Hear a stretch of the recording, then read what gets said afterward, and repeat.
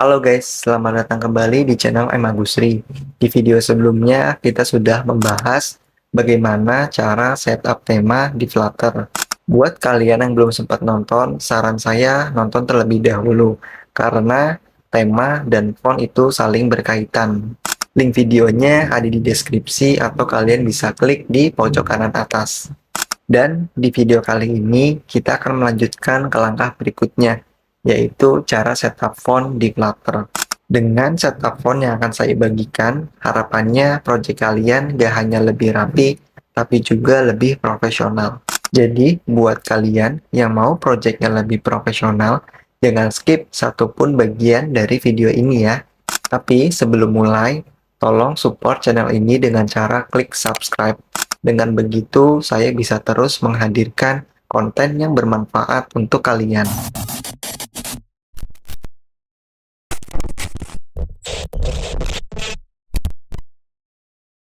Sebelum kita mulai setup fontnya, pertama-tama kalian harus mencari fontnya dulu. Kalian bisa mencarinya di Google Fonts, di mana tersedia berbagai pilihan font. Tinggal cari yang sesuai dengan kebutuhan dan preferensi kalian. Dalam video ini, saya akan menggunakan font Poppins. Untuk mengunduhnya, cukup klik icon download.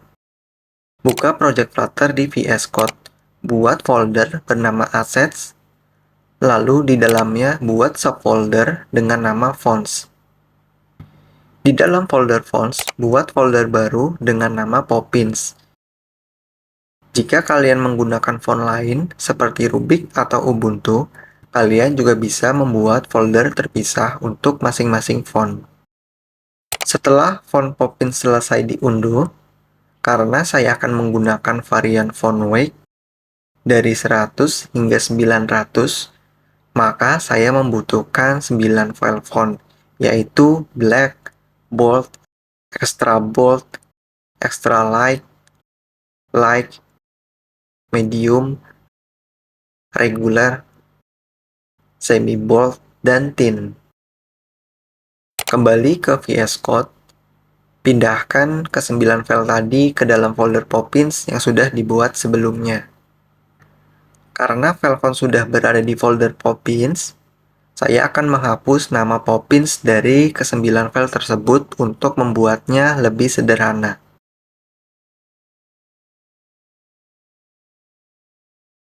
Selanjutnya, buka file pubspec.yaml dan tambahkan konfigurasi font seperti ini. Gunakan font family sesuai dengan nama font yang ingin digunakan. Tambahkan semua file font dengan weight mulai dari 100 hingga 900 atau sesuai kebutuhan.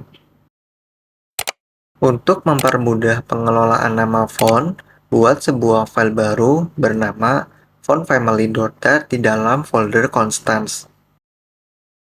Di file tersebut, buat sebuah kelas bernama myfonts. Di dalam kelas myfonts, tambahkan static constant untuk setiap fonts dengan nama dan value sesuai dengan nama font yang digunakan. File dan kelas ini dibuat untuk menampung nama font family, terutama jika aplikasi kalian menggunakan lebih dari satu font. Jika hanya menggunakan satu font, cara ini bersifat opsional, tetapi tetap disarankan untuk menjaga konsistensi code. Selanjutnya, kita kembali ke kelas MyThemes yang sudah kita buat di video sebelumnya. Di dalamnya, kita akan melakukan setup font pada bagian return theme data. Tambahkan parameter font family, lalu panggil kelas myfonts dan pilih nama font yang ingin digunakan. Kamu juga bisa menyesuaikan text theme jika teks yang digunakan berbeda dari defaultnya. Di sini, saya akan memberikan contoh 3, yaitu body large, body medium, dan body small, dengan kustomisasi pada bagian warnanya saja. Sekarang tinggal menggunakan font yang sudah kita setup. Sebagai contoh, saya memiliki 3 widget teks dengan style text-style langsung.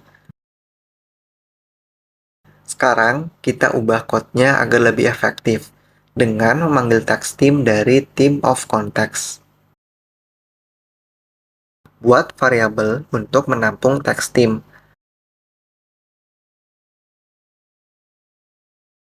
Lalu, pada parameter style dari widget teks, ubah menjadi seperti ini. Lakukan hal yang sama pada widget teks lainnya.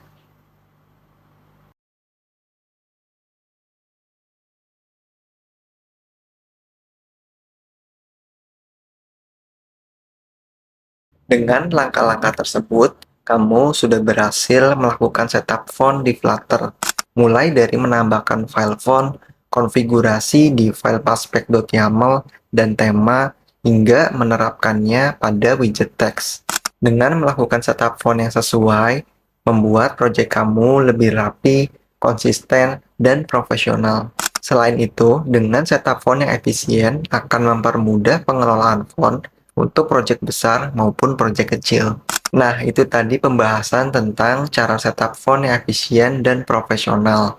Semoga apa yang saya bagikan dapat bermanfaat dan membantu kalian dalam mengembangkan proyek dengan Flutter. Terakhir, jangan lupa like, share, dan subscribe, serta nyalakan lonceng notifikasinya, biar nggak ketinggalan video-video terbaru dari saya. Sampai jumpa di video berikutnya.